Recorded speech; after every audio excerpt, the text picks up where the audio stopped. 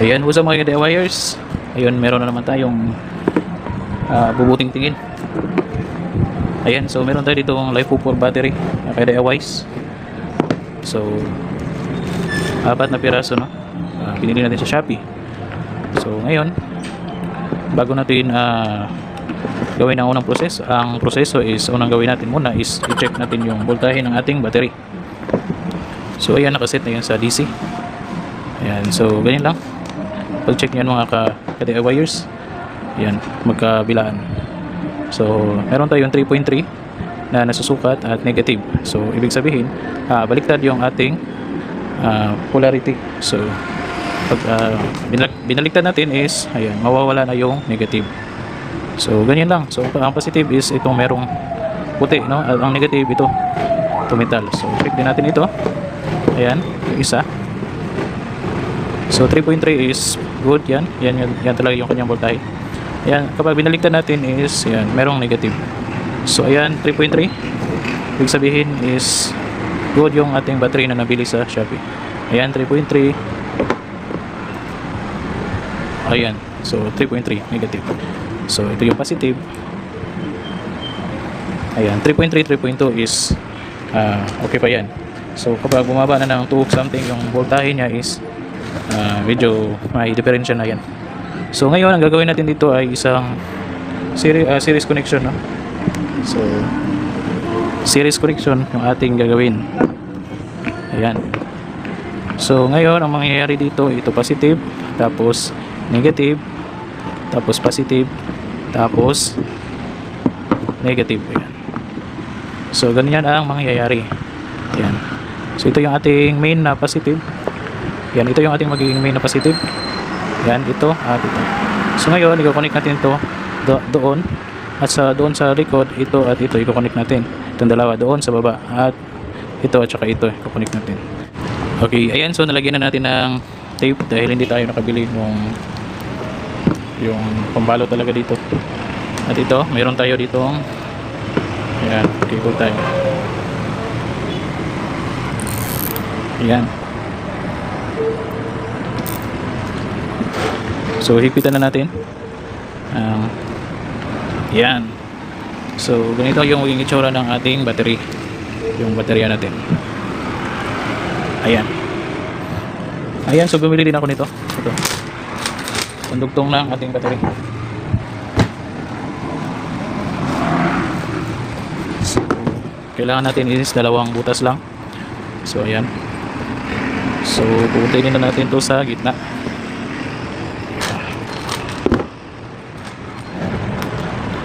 Ito lang 3 series yung ating kailangan. So ito yung hanap na kayo kung saan gusto nyo maging positive. So sa akin ito positive at ito yung aking negative. So positive, negative, negative to positive. So ganyan na yung kanyang connection. Ayan. So lagay washer. Lagyan ng washer. At yung kanyang bolt. So ayan. Ayan. Ayan. So, ito na. Positive, negative, negative to positive. Yun, positive to negative, negative to positive. So, ito siya. Ganyan siya mga ka-DIYers. Ayan. Ayan. So, lagay ng bolt. Hindi masakto na. So, huwag na natin lagyan ng washer. Okay, next. Ito na siya guys. Ito yung ating positive. Ito. Positive, negative, negative, positive. Positive, negative.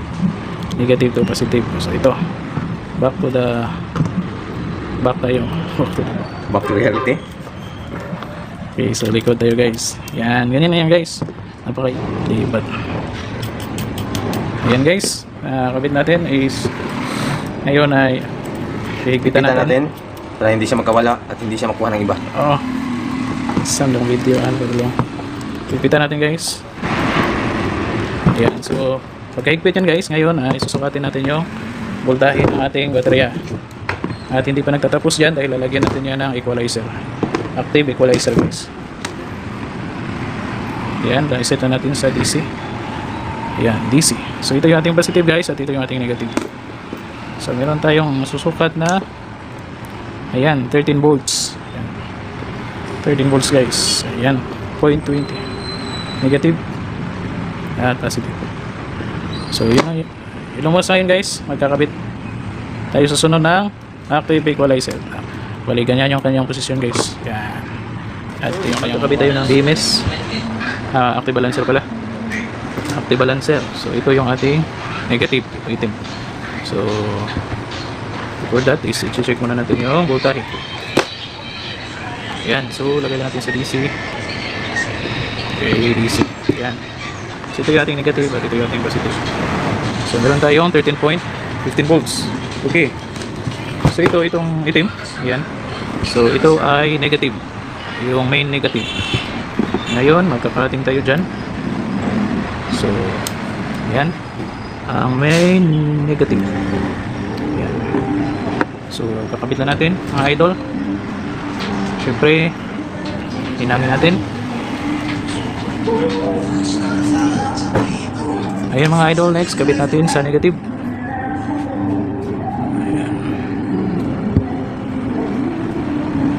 Ayan mga idol, nakabit na natin sa negative. At itong kasunod yung mga idol ay yung kanyang B1. So B1 ito, nakabit natin dito sa likod ng ating pinakabitan. So dito siya. Yan, dito sa likod. Yan, so tuloy natin mga idol.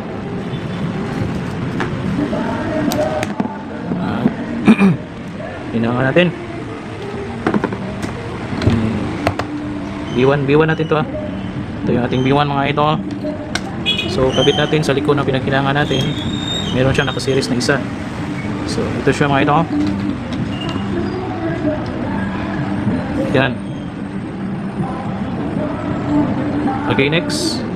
Play ba niya? Okay. Next mga idol yung ating B2.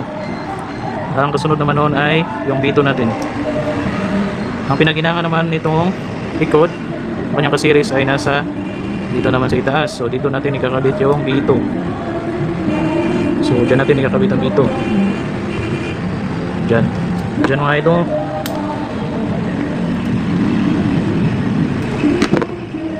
At tinangin natin. Ayan. So kabit natin si B2. Next part. Ayan. Nakakabit na ako si B2. Next naman si B3 na naman. Ito. Next na B3 mga idol. Ito. Next na B3 yung pinagsirisan naman ng kabila, which is ito mga idol. So doon naman tayo sa likod mga idol, maglagay ng B3. Yan. Yan. Dito mga idol, no? Doon tayo maglagay ng B3.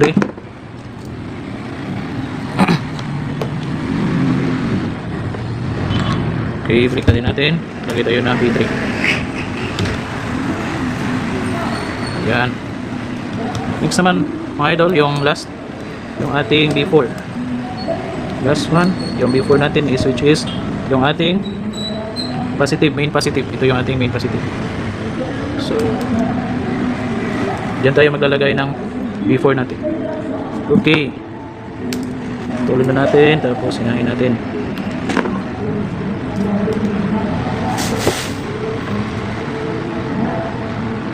Yan. So hinahin natin dito mga ito. Yan.